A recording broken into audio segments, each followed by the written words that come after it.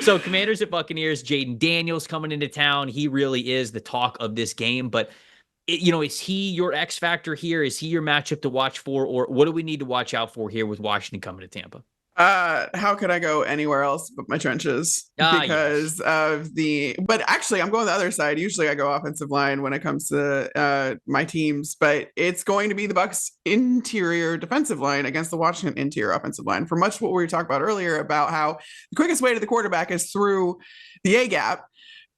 You need to be able to hold up there. And Washington was very average last year as far as offensive line, and they've made some improvements and adjustments and all that stuff, which is great. But Vita Vea and Kalijah Cansey are not average. And Washington brought in Tyler Biadasz from division rival Dallas, which should tell you something that Dallas was okay with giving up Tyler Biadasz.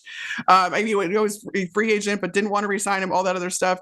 He had a 63.4 pass block grade, which ranked 22 among centers, not like offensive linemen, centers. So it's not great. He allowed a 4.4% pressure rate last year, which ranks 28th among centers with at least 25 snaps, 25th in pass blocking efficiency. So this isn't as much of an upgrade. I think that it was a name, but I don't know that it was an upgrade as much as, they wanted it to be at least. And going against Vita and Kalijah is no easy thing. They're space eaters, but more than space eaters. Like, they don't have the gaudy stats and stuff like that, although Vita did have 6 sacks last year. But I anticipate that happening even more this year and getting pushed from that interior, as we know Todd Bowles can do. Yeah, when you look at Washington's offensive line, that was a big area that they wanted to hit. Sam Cosmi was great for them last year as their they rewarded him. Offensive lineman, right? And he got the extension for it. But I think that's a really good point on Biadasz, just because you make a change. Is it going to be positive? We'll see. I think that Nick Allegretti as well, backup offensive line for the Chiefs. Who knows? And if you got Brandon Coleman starting at left tackle, are you going to have to help the rookie instead of really helping out on the interior versus Cansey and Vita? Like, I think that there's a lot of things to think about there. So I definitely think that is a matchup that matters. I'm going to go out to the skill positions for this one. People talk about like, who do the Commanders have outside of Terry McLaurin? And it's a great question, and we'll sort of get the beginning of the answers to that this week. But even just Terry McLaurin in this one is a big deal because the Bucs are sort of elevating guys from CB2 status to CB1 and from CB3 or CB4 to now CB2. And that is Jamel Dean and Zion McCollum now as the 2 starting out cornerbacks for this team. One of them is going to be matched up with Terry McLaurin most of the time. And look, a lot of people like Jamel Dean, and he's had steady success throughout his years. In the first 5 years of his career, he has had a coverage grade between 70 and 80 every single year. So his floor has been very high as a player. In the games in which Carlton Davis has been inactive, where Dean has then been the de facto CB1, it's a little bit less, but not really very much, 69.5 in those games where Carlton Davis has missed over those last 5 years.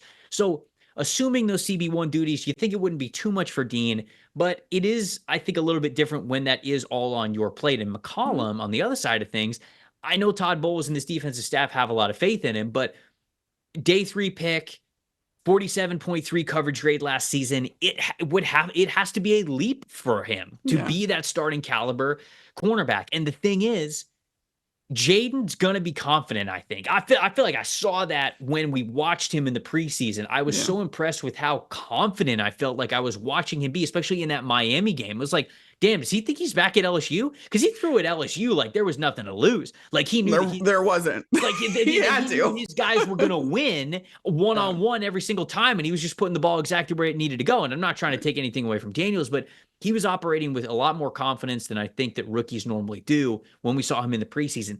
Does he still have that right out of the gate in Tampa? And if he does, I'm telling you, he's going to be going after Terry McLaurin a lot. It's going to put a lot of pressure on those 2 corners. Can they hold up against one of the better receivers in the NFL? I think that's a huge matchup, because if you shut down McLaurin, then all of a sudden, I don't really know where else you go to. It's a lot of unknown after that. So that could mean a lot for them. Plus factor. Who's your plus factor in this? It's Antoine Winfield Jr., but probably not for the reason that you think. You talk about how there's going to be a lot of pressure on the Bucs corners. I'm in. I know. I'm in. I know. I'm on the edge of my seat now.